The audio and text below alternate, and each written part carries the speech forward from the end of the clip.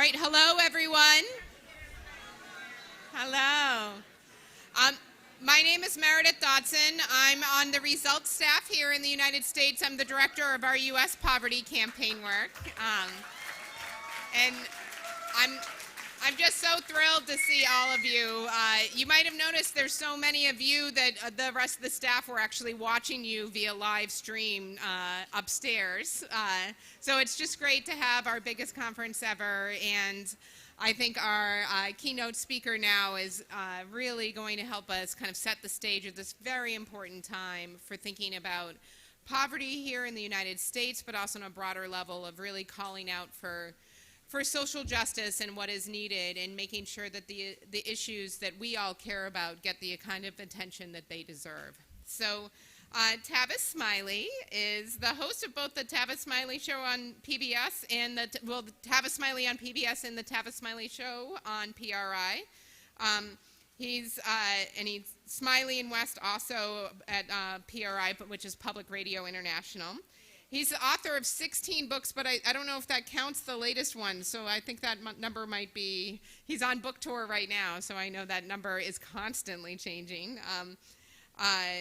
And expanding on his previous anti-poverty work several years ago, the Tavis Smiley Foundation launched Ending Poverty, America's Silent Spaces, which is overall a $3 million, 4-year national initiative to examine barriers and identify solutions to reduce hardship amongst our most vulnerable citizens. And in particular, I think at a time when issues like poverty and creating opportunity do not get the attention that they deserve in the election conversation and from political leaders, I think Tavis Smiley is a critical voice for making sure these issues are heard and get the attention that they really do need. So he's a repeat offender here at Results because he came to our conference a couple of years ago, and I'm thrilled that he's able to join us again. So please join me in welcoming Tavis Smiley.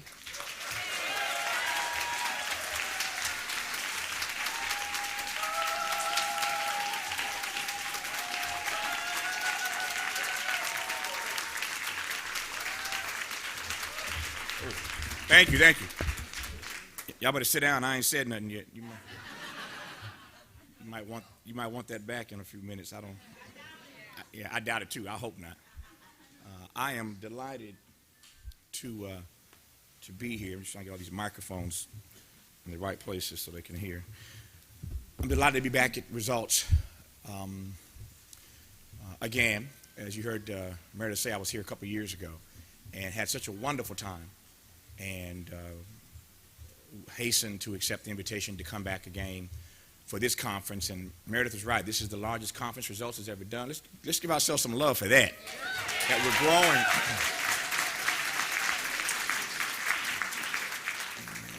We need all the soldiers we can get in this fight to eradicate poverty in this country and around the globe.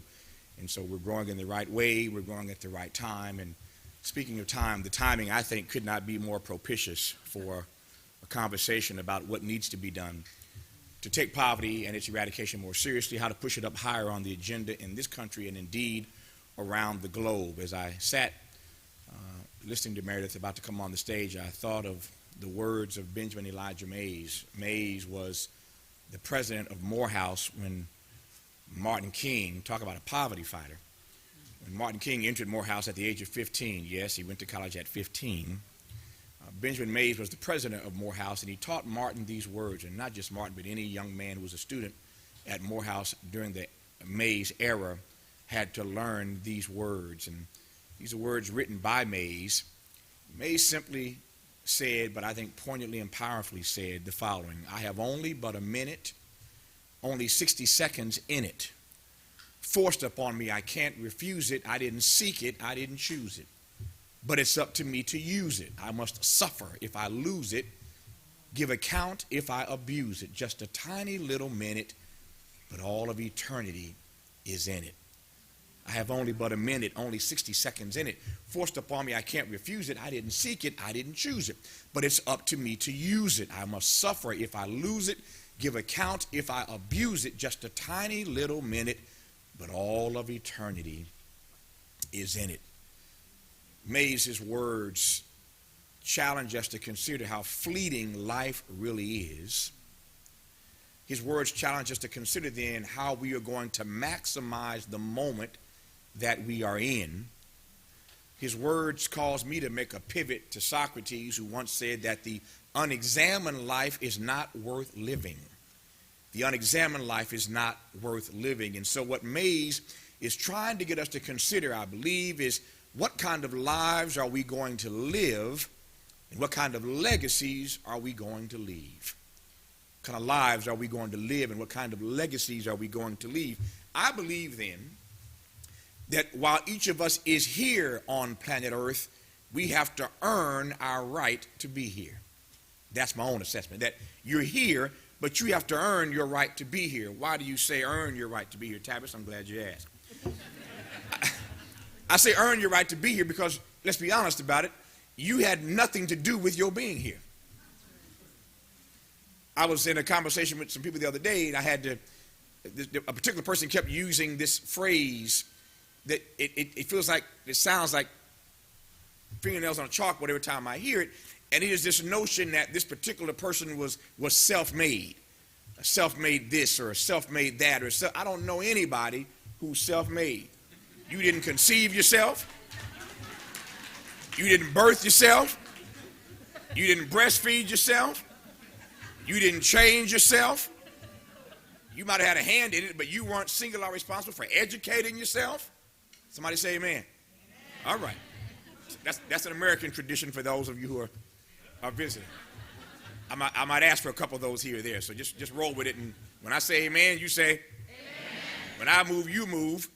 Just like that. All right. Just checking to see where I am. All right. But none of us are self-made. And so that we are, thank you, so that we are here, but we have to earn our right to be here. And I believe then that our service, our love and our service to others, our love and service to others then is the rent that we pay for the space that we occupy. Our love and service to others is the rent that we pay for the space that we occupy. And somebody in that process has to have the courage to say what it is that they see. Everybody sees it. Everybody knows that poverty is threatening our democracy. Everybody knows that poverty is a matter of national security. Everybody knows that poverty is a matter of global instability. I was just at Oxford a few months ago having a debate about this issue, and on the world stage at Oxford trying to make this point about how seriously poverty is threatening stability around the globe. So everybody sees it, but ain't nobody got the courage to say what they see. That is how you distinguish yourself from other fellow citizens, that you are here at Results from this country and our various states and indeed around the world, because you have stepped up courageously with the conviction and the commitment and the character to be willing to say what it is that you see. And I came here first and foremost just to celebrate you and to congratulate you and to offer tribute to you for having that level of courage. Courage is so rare in the world. I'm still wrestling with and struggling with the death of my friend Muhammad Ali. And while so many people celebrated his being the greatest of all time in the ring, and I think he was, but what turned me on to this champion, this giant of a man as a child, was the courage that Ali had to tell inconvenient, uncomfortable, unsettling truths. I once asked Ali what he made of the fact that he was so regarded around the world. I said, what do you make of that? It was a private conversation. I said, I made a joke. I said, champ, set your humility aside for just a second. He chuckled, and you get that, of course. I said, but tell me why you think you are so beloved around the world, and certainly here at home. This was after the Olympics, and one of my friends wrote a brilliant piece. I think he's right, that for some of us, Muhammad Ali became easier to love once he was shaking and appeared vulnerable. He became easier. Y'all understand me on that, right? You feel me on that? But for those of us who really revel in his humanity and in his dignity, and celebrate the courage he exhibited at the top of his game to step out of the ring. I don't know an athlete nowhere who in their 20s, at the height of their physical ability and money-making potential, they would, over a matter of principle, step away from it all. I believe in life, this is another speech for another time, but I believe in life that to have it all, you got to be willing to risk it all. That's another speech for another location, but I believe that to have it all, you have to be willing to risk it all. And so courage is so uncommon these days that when we see it, we salivate for it. I believe that courage, even today, in part because it is so rare, that your courage can be contagious. I believe that courage is contagious. Let me detour for a quick second. Maybe I'll get back to this. Look at what happened. I was just talking to Meredith and some other folk, Michael and Jeff, outside before we came in. I was making the point very quickly about how inspiring, how quickly people's hopes were ignited by a simple 24-hour sit-in on the floor of Congress. Just that small little thing. Because courage is so rare. The people, talking to y'all now, the people are ready to be rallied. If you don't hear nothing else I said today, write that down, put that on your heart table. The people, trust me on this, the people are ready to be rallied. On this issue, the people are ready to be rallied. Movements in the world are very rare. They're very rare. Movements are very rare. Civil rights movement, suffragette movement, peace movement. Movements are very rare in our society. But every movement, it seems to me, starts with, I call it the 3 M's. Everything starts with a moment. That moment builds momentum. And if you ain't careful, a movement might break out. Moment, momentum, and movement. We have long since passed the moment. The momentum surely is building in this country and around the globe, and a movement has already broken out. The question is, can we sustain it? Can we build it? Can we grow it? And what role will you have in making that happen if you are serious about this issue and believe that progress can be made? If you believe that courage can be contagious, as I do, then we come together for this conference in this country and around the globe to figure out how we can aid and abet each other in being the witnesses, the workers that we need to be. But I want you to understand that you are not just here because you were invited to this conference. You are here precisely because the ground is so fertile. The soil is as fertile now as it's ever been in my lifetime for something beautiful to grow, for something beautiful to blossom, to flower, and to flourish. Now is the time. Now is the time. Everybody loves to quote Martin, that beautiful phrase he used, the urgency of now. The urgency of now. He was so right about that, but they forget that Martin also said that change does not roll in on the wheels of inevitability. And that we cannot, these are Martin's words, we cannot be subject to taking the tranquilizing drug of gradualism. Change on poverty and income inequality and economic immobility will not just happen inevitably. And we, at this critical moment, at this juncture, cannot be seduced, cannot second think ourselves, cannot get tired or lazy. We cannot take that tranquilizing drug of gradualism. We have to pick up the pace. We have to double down right now while this movement is breaking out in this country and indeed around the world. There were a couple of things that happened this week that everybody's been talking about, and I suspect tomorrow morning when I appear on Face the Nation, I can't imagine this won't be on the table tomorrow for our conversation at CBS tomorrow morning. But I think there's a way to link these two to where we are on this issue and the reason you are in this room. I think I can do it all, even as I speak to a nonpartisan organization. Let me say that for the record when the tape gets out, that I acknowledged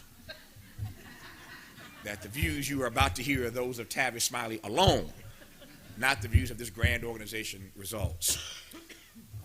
With that disclaimer out of the way, let me drill down now.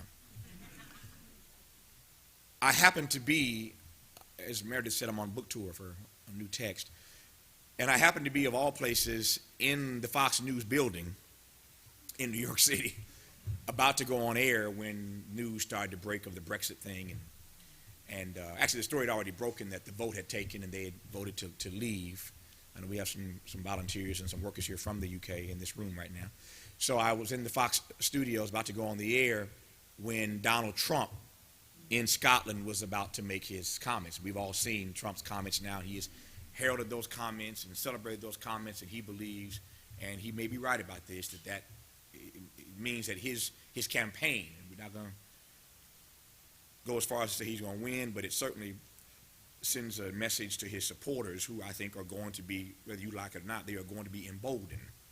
They are clearly going to be emboldened by what happened in the UK. And so Trump was on conducting a press conference, a meandering press conference as usual, but meandering nonetheless, hosting a press conference on the grounds of his country club that he owns and promoting this all throughout the press conference in Scotland.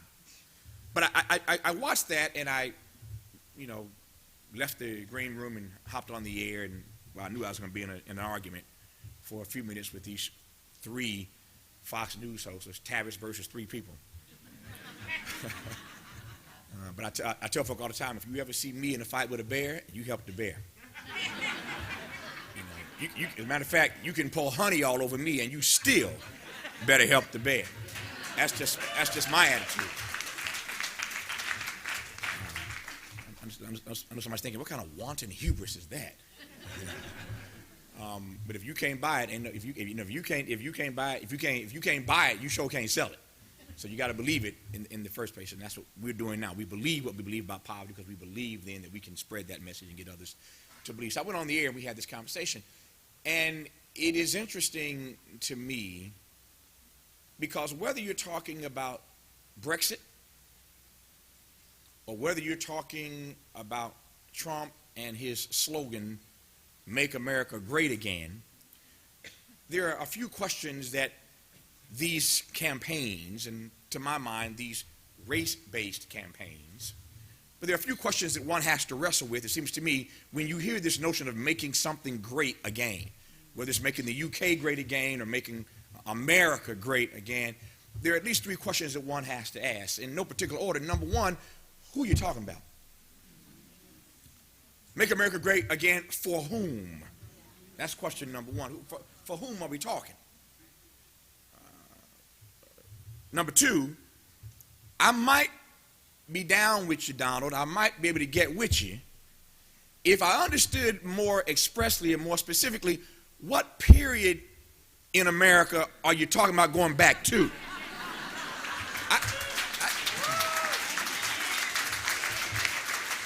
I mean, if you could just identify for me that period of halcyon days that you want to go back to where things were so great, then maybe I could entertain making America great again. If I knew for whom you were talking about doing this, you ain't been real specific about that as yet. And I haven't heard anybody ask you in all the interviews you've done, I've heard nobody ask you what specific period of time you are referencing when you say you want to make America great again. We talking the 60s? We talking the 50s? What are you talking? We talking slavery? We talking segregation? We talking when women couldn't vote? We talking the era of extreme homophobia? I mean, what period are you talking about going back to because it was so great? So for whom are you talking? For whom is this agenda for? Who's the agenda for, number one? Number two, what period of time are you talking about going back to? But thirdly, and here's where you all come in, the third question, it seems to me that this this notion of making something great again, whether it's Britain or the UK or the US, the third question is, what about those folk who are still waiting to experience for the first time the true greatness of America?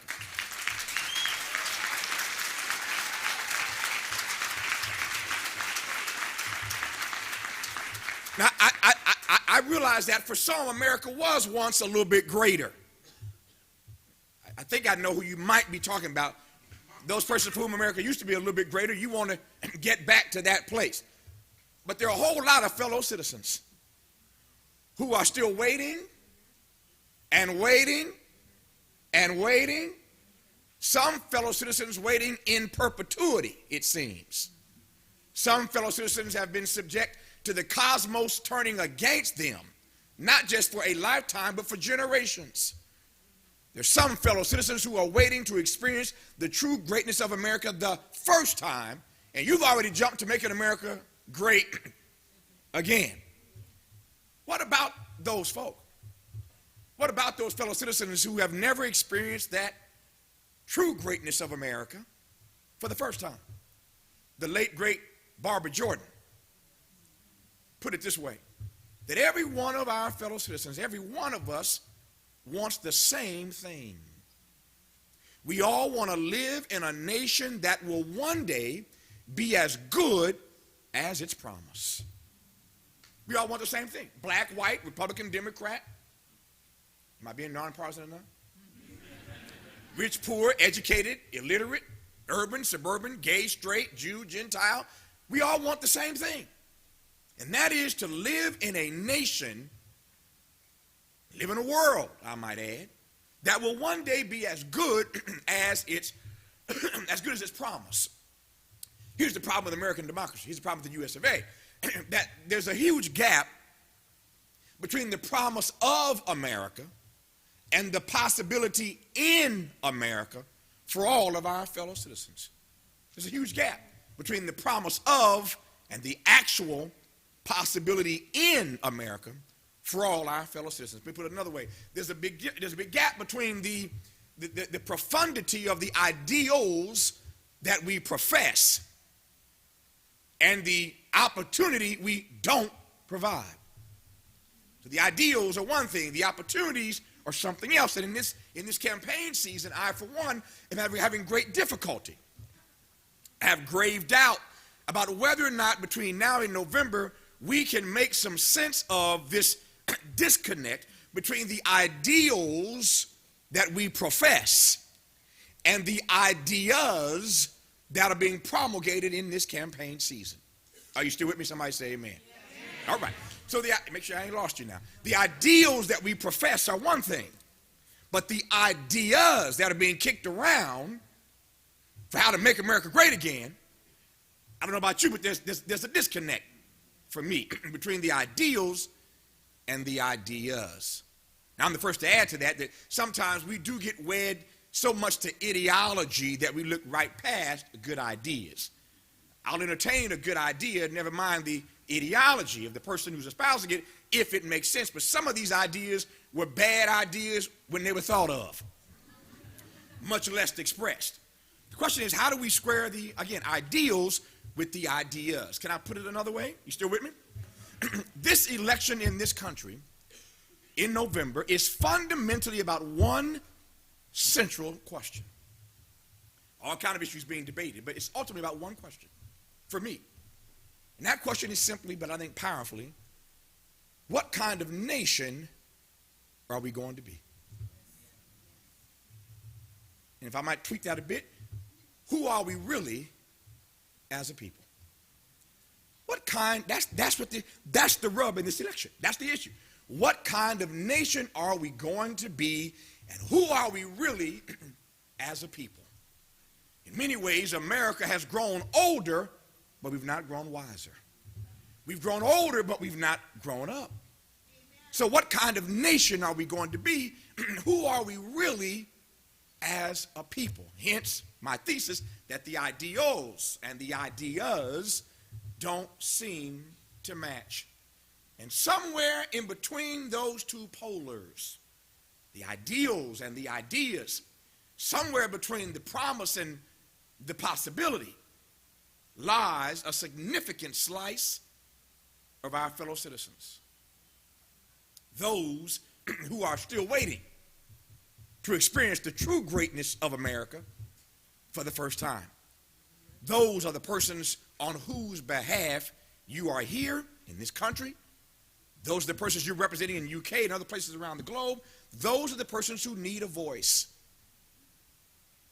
I told you earlier that I believe that courage is contagious.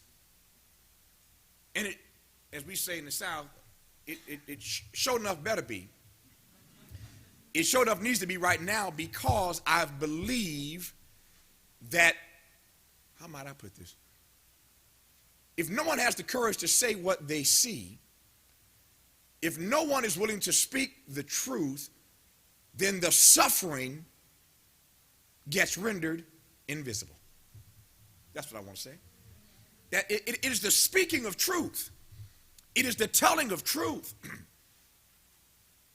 that allows for the suffering of everyday citizens to not be rendered invisible. And left to their own devices here in Washington, those persons we call leaders on the Hill, let me be honest also, my dear brother in the White House is a part of this. Left to their own devices, they end up being transactional leaders, but not transformational leaders. And right now, we need a period of transformation, not a period of transaction. This moment right now calls for transformation. I don't know what will, oh, thank you. I don't know what will come of their return to Congress after their recess. I ain't never seen nobody take so many recesses who don't do no work in between. When I was in school, we got recess after we did some work. How about you? These fools, these congressmen, always taking a recess and they ain't done nothing to warrant or earn, as far as I'm concerned, the recess. Is that bipartisan enough? I said Congress. I didn't call a party. But they're on recess again. We'll see what comes of this sit-in that was started before they gavelled out. Let me just say to you, those of you who were heartened, it was hard not to be at least a little bit turned on, a little bit excited by the proposition that these members of Congress were finally stepping up to do something outside of the box. And I was in New York. I was in New York, and like I said, on tour, and I'm moving through Times Square, and I see folk in Times Square. This is Times Square, the most frivolous place in the country. And people are stopped looking up at the screens. They're transfixed. I should have taken a picture of it. It was fascinating to see everyday people hanging out in Times Square, just caught up with looking up at the TV monitors to watch what was happening in Congress. That body that has the lowest approval ratings of any institution in this country, for a few hours had everybody's attention. When I tell you the people are ready to be rallied, are y'all feeling me on this? They're ready. They are ready. They just need someone like you to step up and provide the kind of leadership that this country and that this world is looking for. I mentioned Ali earlier. I wrote a piece for USA Today a couple weeks ago when he passed away, about a moment in my life that Ali and I were friends, and as a kid growing up in Indiana watching his fights, I could never imagine in my life that I'd ever grow up to meet Muhammad Ali, much less be his friend and hang out and travel with him and interview him on TV and radio a number of times. I've just never imagined, sometimes in a book I wrote earlier this year, there's a chapter that's titled, What Do You Do? It's a question, what do you do when your life exceeds your dreams? It's a beautiful place to be in when you arrive, and I've been blessed. I've been poor and I've been rich. Trust me, rich is better. But I know what that journey is like. And something magical happens when you look up one day and you realize that the life that you dreamt for yourself has exceeded your dreams. And I'm grateful to God. I don't mean to proselytize, but in my faith tradition, I'm grateful to have lived a life where my life exceeded my dreams, and I've had to wrestle with what to do when your life does in fact exceed your dreams. And I figured it out. When your life exceeds your dreams, you dream bigger dreams. You just dream bigger dreams. but for so many, for too many of our fellow citizens, their life is nowhere near reaching, much less exceeding their dreams. Can I keep it real? The lives and the struggles of too many fellow citizens are so challenged that a lot of folk have just stopped dreaming. It's not about reaching or exceeding. Their dreams have dissipated. The great writer once said, what happens to a dream deferred? What happens to a dream deferred? Does it dry up like a raisin in the sun? What happens to a dream deferred? Too many fellow citizens, because poverty and income inequality and economic immobility are strapping them down. There's a highway into poverty, but barely a sidewalk out. So people's dreams are being deferred. You want to make America great again, and they can't even dream. The suffering is so intense, they can't even dream their way. The dreams are bankrupt. Their dreams are bankrupt. So I was writing this piece for USA Today and telling this story about, another story about courage here, about the day that I was working for Tom Bradley. Tom Bradley was the late, great mayor of L.A. I was an aide for the mayor in L.A. after college. And when Mandela served his 27 years in prison, we American citizens remember that Mandela came to our country for an 11-day tour of America. And one of the stops on his tour was in Los Angeles. I was an aide again for the mayor. Mandela's entourage arrives outside of City Hall, and like 1 million people downtown on the streets of Los Angeles. Bigger than a Los Angeles Lakers rally with Magic and the Lakers back in the day, Showtime. I mean, everybody took off work and came downtown, all in the streets. And every major celebrity in Hollywood had asked for an invitation to be on the platform to hear Mandela, when he first arrived in L.A., greet the citizens of L.A. as we wanted to welcome him and all that pomp and circumstance that goes with Mandela coming for the first time to the city of Los Angeles.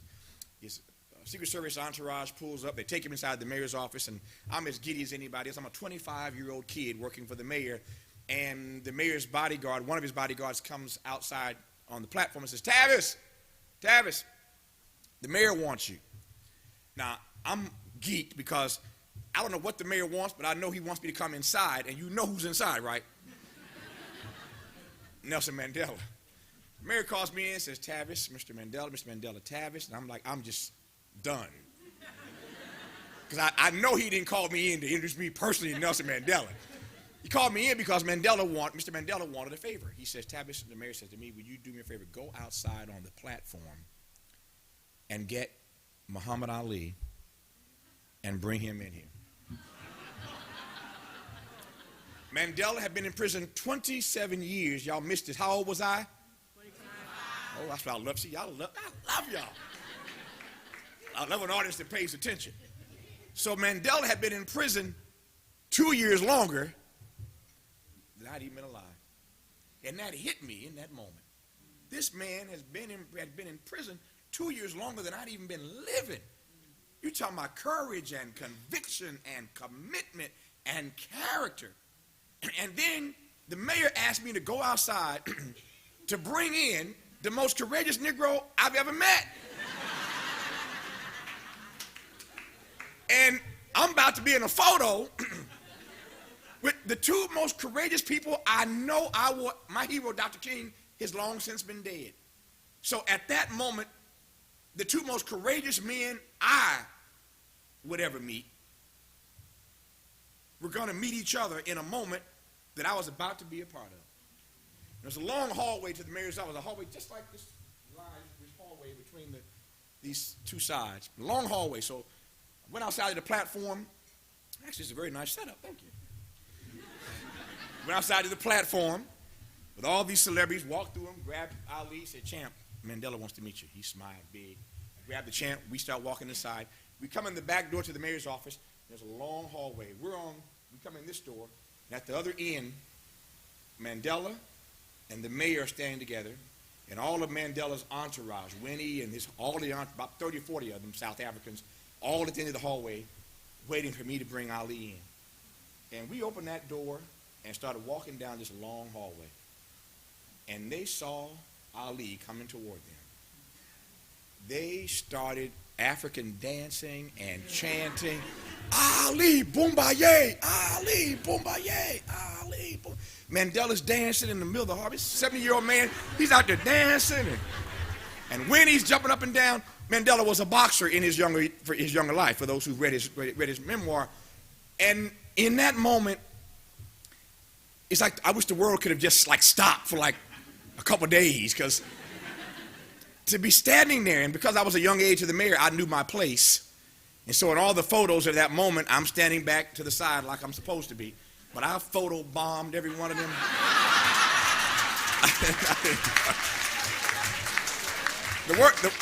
The word photo bomb hadn't even been invented then. But I was a photo bombing fool that day.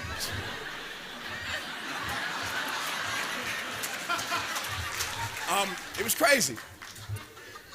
But I remember as a 25-year-old kid understanding how contagious courage can be. Are y'all with me on this? Yes. Mandela in prison 27 years. Every major celebrity in the world, it seemed, was on that platform, but the one he most wanted to meet was Ali, because he had been inspired by Ali back in the day, telling America, I'm not going to fight. I'm not going to do that. Not going to do that. He said, you can keep asking me, these are Ali's words, you can keep asking me no matter how long about the war in Vietnam, I will sing this song. Ain't no Viet Cong ever called me nigga. And I'm not going over there to kill somebody who ain't done nothing to me, when right here at home, you can't guarantee my rights and my freedoms. I'm just not going to do it. Now, what I share all that to say that courage is like a muscle. You got to build it. Courage is like a muscle. You have it in you, but it's like a muscle, and you have to build it. You got to train it. It's what I call courage conditioning. You got to get into a program of courage conditioning. Ali and Mandela didn't just wake up one day with all the courage they had that we saw exhibited. Courage starts in small steps, starts in small ways. But when you start to build that courage muscle with the conditioning that you are engaged in every day, the work that you are doing in your various places every day is building your courage muscle. And the more you work it out, the more muscle you're going to build. And the more muscle you build, the more power you will have, the more capacity you will have, the greater your consistency will be when the moment comes for you to say what you see. But that courage has to be built. I come back to this notion again. The people are ready to be rallied. I want to raise an issue now that I raised when I was here a couple years ago. And it is this notion of the kind of leaders that we need. I walked in today. I met a young lady who was telling me a story about her son. And somewhere in the process, either she shared it with him, but he heard about this notion that I talk of often, and I'm not the originator of it, but I think it's so relevant today, about reassessing the kind of leaders that we need. And I have a very simple definition of leadership that I share practically everywhere I go. So no matter when you hear me or where you hear me, at some point you're going to hear this come out, because I want the world, every time I get a chance to speak to it, to wrestle with this notion of the kind of leadership that we need. Courage can be contagious. The people are ready to be rallied, but people need to be led. And you, results, are leaders. I did not come here today and detour from my book tour to talk to a room full of followers. I tell folk, that's not what I came to say.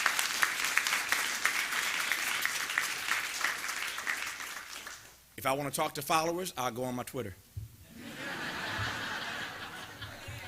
I got followers. I came to talk to leaders. And for those who've never heard me lay this out, let me give you my definition of leadership. And when I look in the faces of you results warriors, this is what I see from the podium. The kind of servant leaders that America and the world needs right now. Here's my definition of leadership. You can't lead people unless you love people. And you can't save people unless you serve people. There it is. It is the most profound, with all the humility I can muster, because it's my definition. It's the most profound definition you will ever hear of leadership.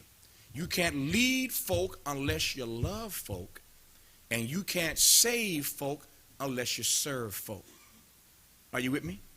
So that leadership is not about the titles you have. I don't care about it. I meet all kind of people. I don't care about no titles. I'm not impressed.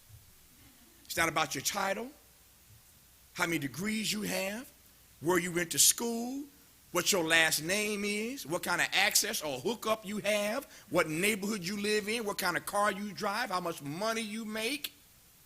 None of that matters. If you would be a true servant leader, there are only two questions to wrestle with.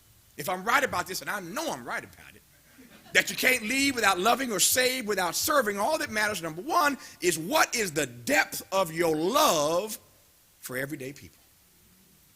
And number two, what is the quality of your service to them? What is the depth of your love for everyday people? And what is the quality of your service to them? I'm getting the 10-minute mark here. I'll be done in 5 minutes. I'm going to take some questions here. Let me offer two explanations before I take my seat and we'll take your questions. Because I want you to get this fully about loving and serving people, what leadership is really all about. By love, all I mean is simply this. Love means that everybody is worthy just because. Some of y'all missed that. I'm going to back that thing up again. Love just means that everybody is worthy. Why? Just because. Are you with me on this? Not because of your last name, not because of who you are, not because of where you live. Are y'all with me? All that stuff is irrelevant. Everybody's somebody's child. Everybody's somebody's kid. I don't care what color you are, what race you are, what country you live in, what environment. None of that matters. Every human being is equally worthy just because. That's what, just because. You don't need to, there are no qualifiers. There are no categories. There are no distinctions. You are worthy just because. That's what we mean by love. Now, if you really believe that every other human being, that every other fellow citizen is equally worthy just because, then that informs your work in a different sort of way. It informs your work. It informs your witness. You see your role a little bit differently if everybody is worthy just because. And by service, to give you these definitions, that's what I mean when I say love. And by service, I simply mean this. I think King has the best definition. King said, and I love this, that anybody can be great because anybody can serve. All it takes is a heart full of grace and a soul that's generated by love. Anybody can be great. Every one of us in this room has the capacity to be great. Got too many folks chasing success. I ain't chasing success. I want something deeper than that.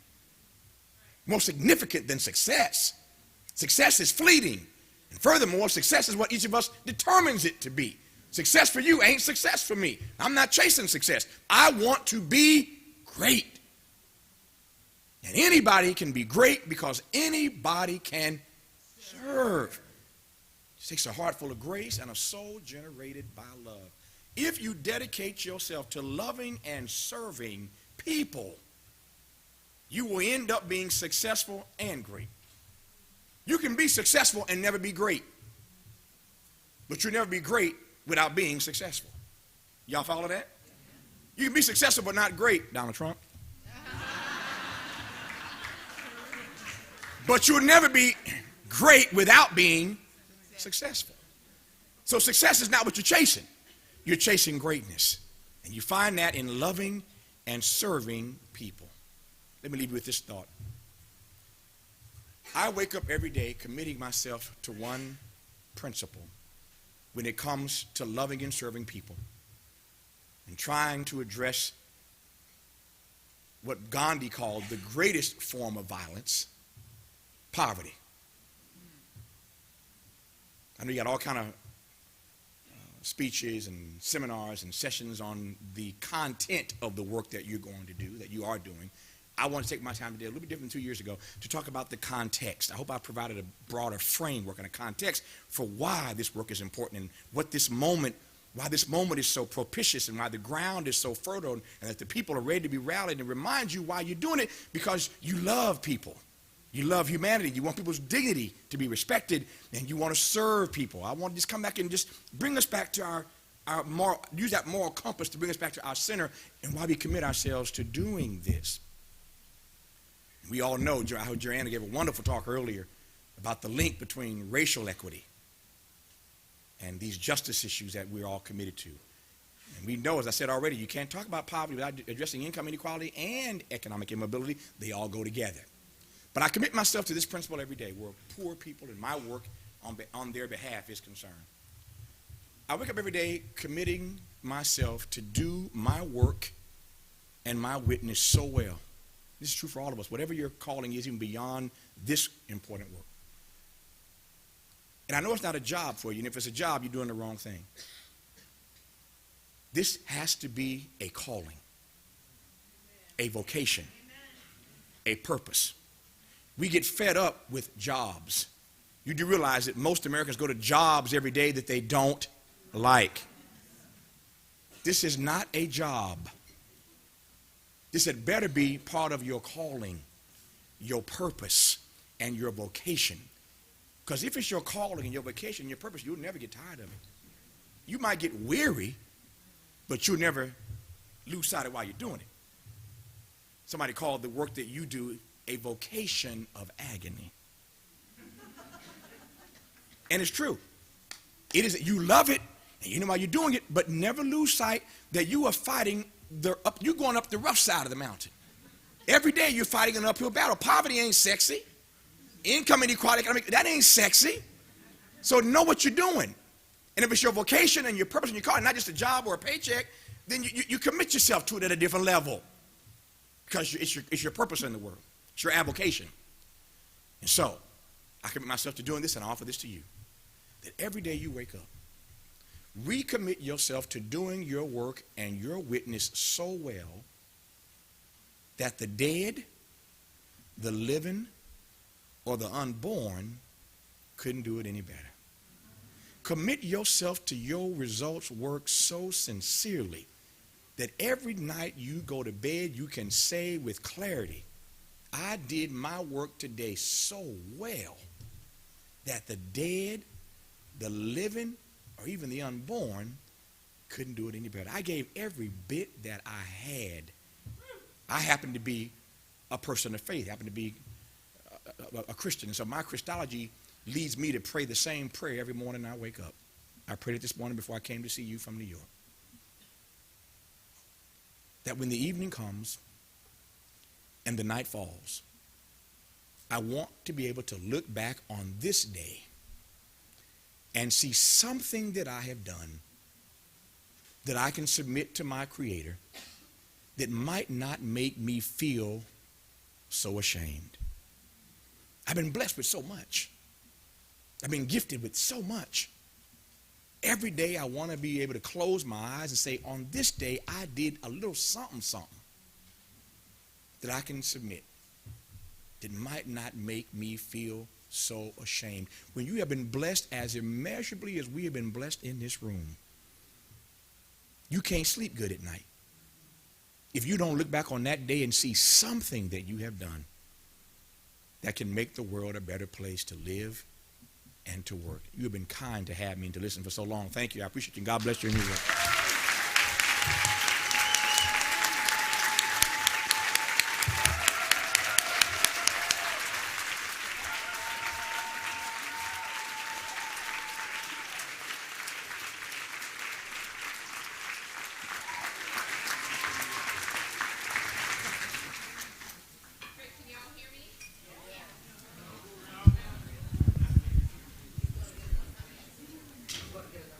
Okay. Now can you hear me? Okay, yes, absolutely. I can hear you great. Okay, great. We only have a few minutes for a few questions, and just if folks are keeping track of time, and if it's okay with you, we're going about 5 minutes late, and that's it. So Okay, got it.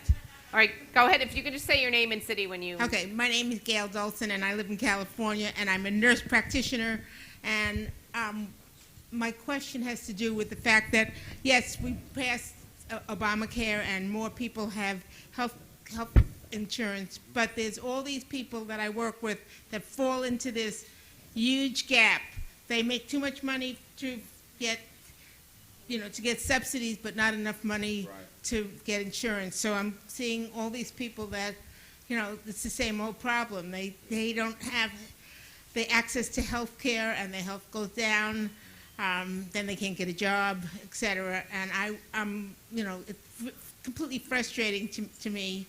And I don't really know where to go with that point, but I just feel like we really need to have some kind of universal health care. Yeah. I'll short my responses so we can get more questions in. One, I would say amen. I agree with you. That's the first thing. Do you hear me? Do you have one of... I think something happened here. Oh, you know what? I know why you can't hear me. I didn't cut the microphone. Yeah. Sorry, we're complicated. And they pay me to do this every day. Can you hear me now? Yes. Amazing how that works when you push that on button. So I would say number one, amen. I agree with your assessment.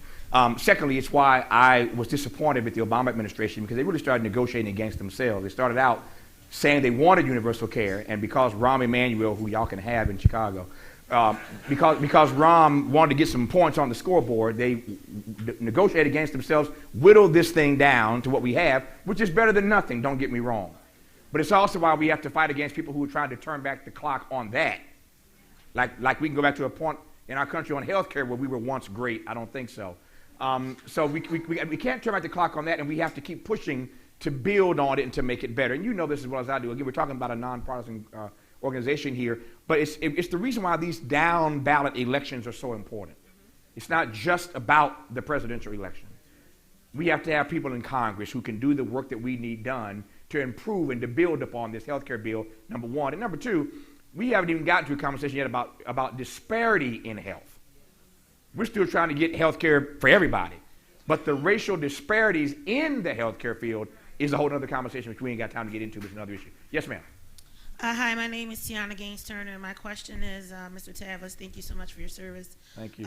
Is whoever becomes our next president, do you agree that we get a task force that's surrounded around hunger and poverty for people who know poverty firsthand to sit on that task force? The first answer is yes. So all these amens. Amen? Amen. Amen. So one, amen. But secondly, I want to do something even before we get to there.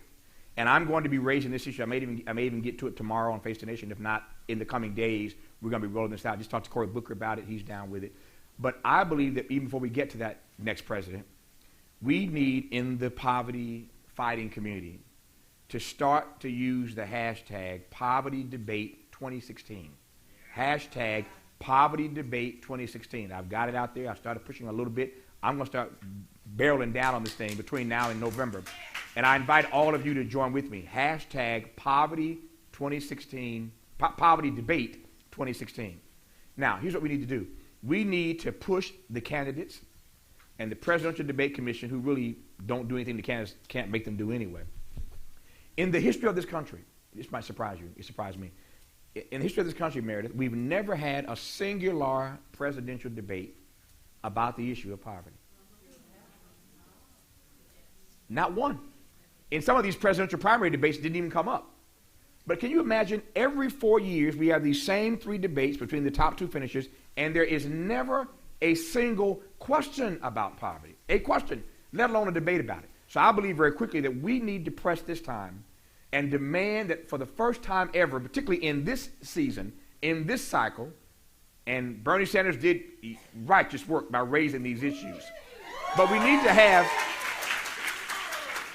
have one of these 3 presidential debates for the first time ever focused specifically, Tiana, on the issue of poverty. And if you're like me and you think that's right, we need to start raising that issue now so that when they start to talk about these 3 debates, that one of them for the first time ever will be on this issue. And now, that doesn't solve the problem, but can you imagine what happens when the entire country, when all of the media, when everybody for just 90 minutes has to focus on poverty. Just imagine all that can come out of that.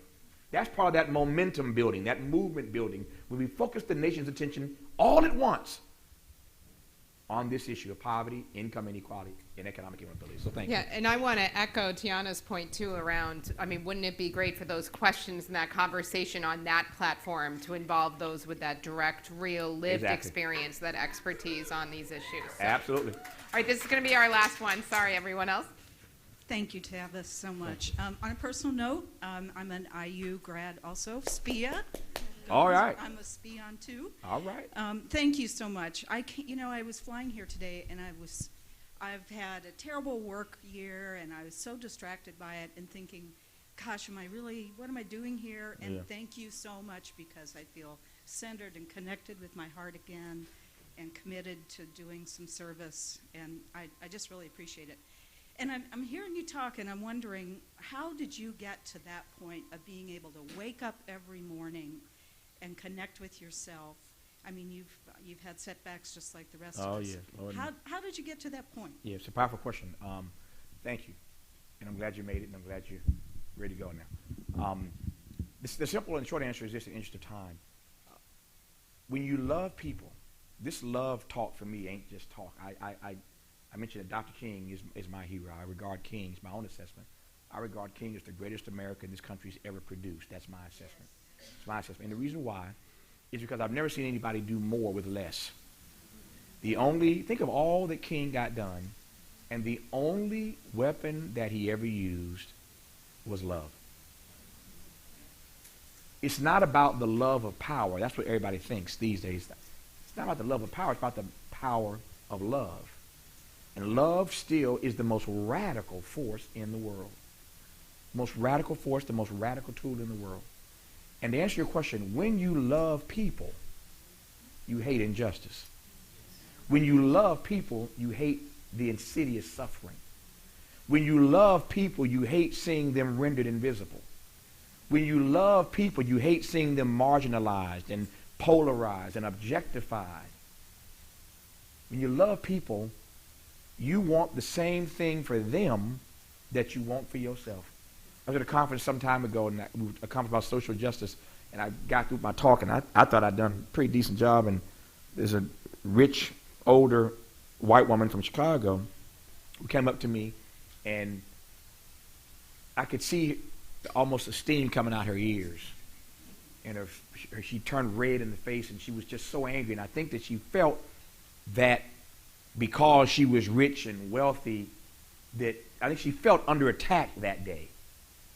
Unfortunately, thankfully, nobody else came to me and said this, but I don't know what it was about her. That's not my style, but she felt, I think she said to me she felt under attack. What I didn't want to say to her, it wasn't attack, honey, you feel convicted. Those are two different things. Being attacked and being convicted are two different things. I wasn't going to go there because that was not the place at the time to say that.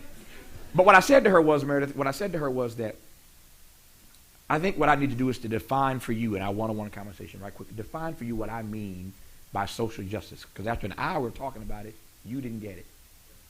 So I said to her, when I talk about social justice, and we at Results do our work on social justice issues and poverty and income inequality, economic mobility, all we mean is this, that we want the same thing for everybody else's kids that we want for our kids. I want the same thing, the same blessings and opportunities I have, I want everybody to have. And I don't have as many as I'd like to have. But I want the same thing for your kids that I want for my kids. And when I said that to her, I could see her temperature just start to go down. But that one simple connection, she understood. I said, now you can't be against that, are you? She said, absolutely not. And she gave me the biggest hug, and that was it, and went on about our business. But it was just so funny for me how she just needed to understand in very simple terms that all we're saying is that you should want the same thing for everybody else's kids that you have for your kids. And if you don't understand that, if you are in opposition to that, then there really is something wrong with you. And so that's the answer to your question. When you wake up every day and you love people, you just hate seeing them suffer in the way that they do. And you want to respect their humanity. You want to revel in their dignity like everybody else does. And that's pretty much it. I wish we had more time for questions. I know you got a full schedule, but thank you, Meredith, for having me in. Oh, thank you. Appreciate you. Join me in thanking Tavis. Thank you so much. That good? Thank you.